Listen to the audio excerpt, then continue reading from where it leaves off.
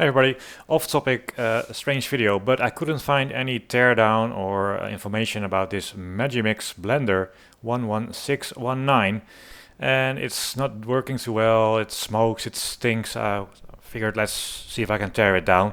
Couldn't find the info, so that's why this video exists, for the two people in the world who might have some issues with it and want to take it apart. And I just took a brave pill and went to do it. So here it is. Yep, that's the type. You can find it on the bottom. Couldn't get this thing off. I don't know if it's screwed on with and super glue. I read something about that, or it's a press fit, or a screw thread, or it's whatever it's done. I couldn't get it out, and that means I couldn't get the motor out, and that's a downside. That sucks a bit. You have to deal with that. On the bottom, you can rip those feet out. They still are a bit stuck, but you can sort of lift them off, and that gives you access to the holes where you can unscrew the thing there. Some say I'm compensating. Nah.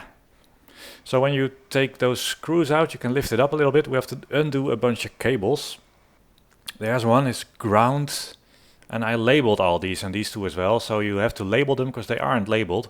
And I used a bit of wiggle, yeah, with some pliers. That's easiest. Don't forget the ground wire there. And don't forget to put everything back together too. See my labeling R and L, just to make sure I put it back correctly. It's very easy to do and easy to forget. And then, this is the fan, comes off as well, and that gives you access to almost. This is like an encoder to get that out as well. Then you have access to the brushes, and I use like a screwdriver to pry that to the side, and then I can pull it out, and the brush flies out. Here is it in video.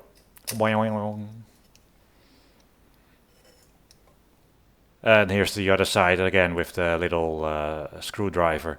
Brush is actually not too bad, so but that's very like super black, and I think that's where my problem is.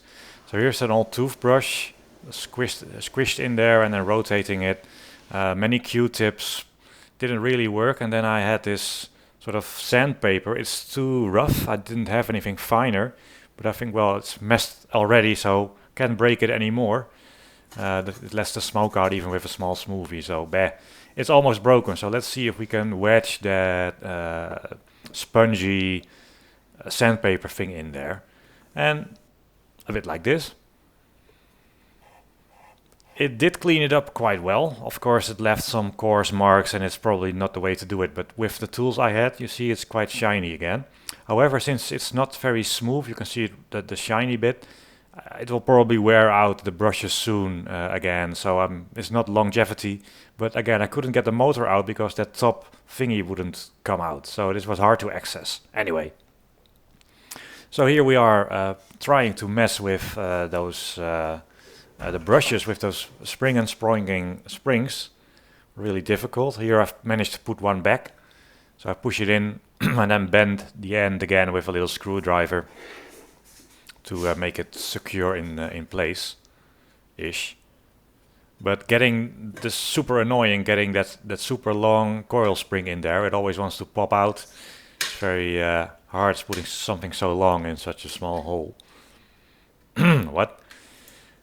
Eventually, with the excellent camera skills, where I block nothing of what I'm doing, I sort of compress it bit by bit. I managed to compress that spring into the hole, and eventually you might see something, but this is just next level videography here.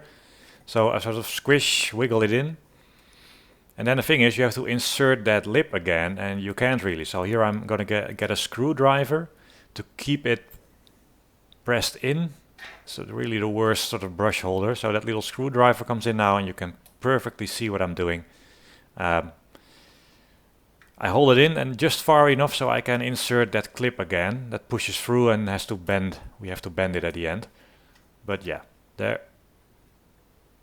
Oh my god. My surprise was large. So there it's in again. I have to still push it through and bend it in. This is the orientation, how it's going to go back together. Quite tricky lining up all, you have to put all the connectors back on in the right position. But lining it all up is tricky. Really have to sort of wiggle the cables, make sure it doesn't take too much force. Don't use a big hammer. 10 minutes. And let's see, you can press these two safety buttons and very smooth, no smoke, no sparking, nothing weird. So let's give it a bit of a test with some cold water.